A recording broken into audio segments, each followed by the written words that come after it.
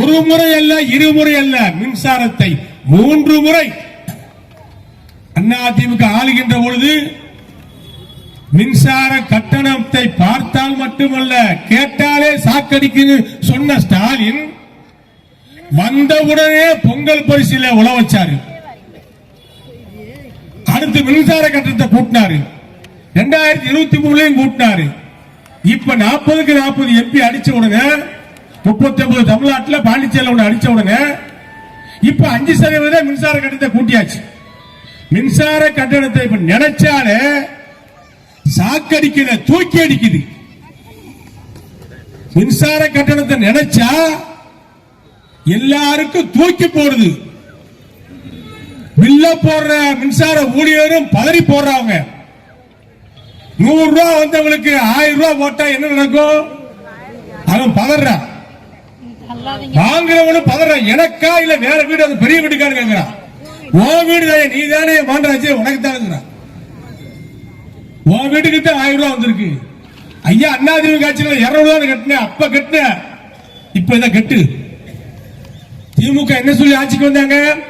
மாதம் ஒரு முறை மின்சார கணக்கெடுப்பு நடத்தும் சொன்னாங்க. செஞ்சாங்களா? மின்சார கட்டணத்தை கூட்ட மாட்டோம் சொன்னாங்க. செஞ்சாங்களா? வருஷம் வருஷம் கூட்டுறாங்க. 3 வருஷம் ஆயிருக்கு ஆட்சிக்கு, 3 முறை கூட்டியாச்சு. அதிமுக ஆட்சியில, அம்மாவுடைய ஆட்சியில மின்சார கட்டணத்தை மத்திய மின்சார ஆணையம் கூட்ட சொன்னா அதை தமிழக அரசே அந்த வரி உயர்வை ஏற்றுக்கொள்ளும், தமிழக அரசே பார்த்துக் கொள்ளும். அந்த வரியை, அந்த உயர்வை, மின்கட்ட உயர்வை கூட்டாமல் மின்சார வாரியத்திற்கு, தமிழ்நாடு மின்சார வாரியத்திற்கு வரக்கூடிய பண இழப்பை, பொருளாதார இழப்பை தமிழக அரசு சரி செய்த வரலாறு அதிமுக ஆட்சிக்கு உண்டு. இன்னைக்கு என்ன பண்றீங்க? எதை எடுத்தாலும் டெல்லியை சொல்றீங்களே. இப்பயும் டெல்லியை சொல்றாங்க.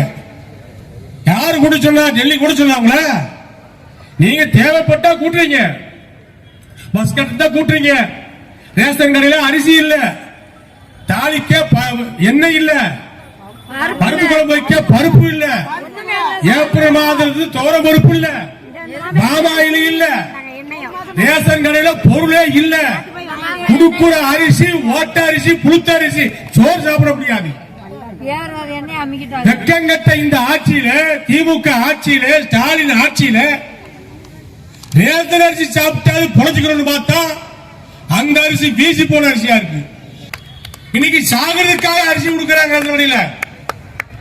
தாளிப்பதற்கு வெங்காயமும் இல்ல, தாளிக்க எண்ணெயும் இல்ல, சாம்பார் வச்சு சாப்பிட துவரம் பருப்பு இல்ல, ரேஷன் கடையில் என்ன கேட்டாலும் இல்ல இல்ல இல்ல, வடிவேலு கோதுமை இல்ல, மண்ணெண்ணைய குறைச்சு ஊத்துறாங்க. மண்ணெண்ணெய் கிடையாது. வர்ற மண்ணெண்ணெய் 1000 பேர் ரேஷன் கார்டு இருந்துச்சுன்னா ஒரு கடைக்கு 200 பேருக்கு ஊத்துறாங்க. அதுல 1 லிட்டருக்கு 200 மில்லிய குறைக்கிறாங்க. அந்த 200 மில்லி லிட்டர் மண்ணெண்ணெய எவன் வீட்டுக்கு அனுப்புறீங்க? எவனுக்கு அனுப்புறீங்க? மண்ணெண்ணெய வாங்குறது யாரா? ஏழை எளிய மக்கள், பாட்டாளி, படைப்பாளி, உழைப்பாளி, உழைப்பாளி, தொழிலாளி வாங்கக்கூடிய மண்ணெண்ணைய வாயில் அடிக்கிறீங்களே, இந்த ஆட்சி விளங்குமா? இன்று காலம் வீழ்ச்சி அடையாது. எடப்பாடியார் தலைமையில் அதிமுக 26 ஆட்சியை பிடிப்போம். அதிமுக ஆட்சி வரும். இதை மக்கள் விரும்புகிறார்கள், தமிழக மக்கள் விரும்புகிறார்கள். அடிமேல் அடி, எதை எடுத்தாலும் அடி.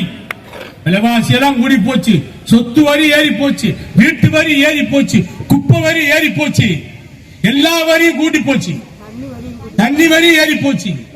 எங்க தண்ணியும் கிடையாது. நாங்க ஒன்று திட்டத்துல வேலையை முடிக்கிறாங்கன்னா அதையும் முடிக்க மாட்டாங்க. பார்த்தா அங்கேயும் பிரச்சனை. எல்லா பேரண்ட்ஸையும் ரைடு. எதுக்கு ரைடு பண்றீங்க?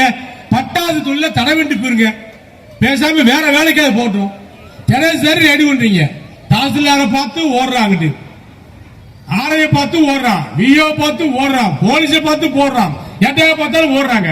பைரவத்துல வேலை செய்யறவன், பைரவ தொழிலாளி யாரை பார்த்து எவரை பார்த்தாலும் ஓடிக்கிட்டே இருக்க.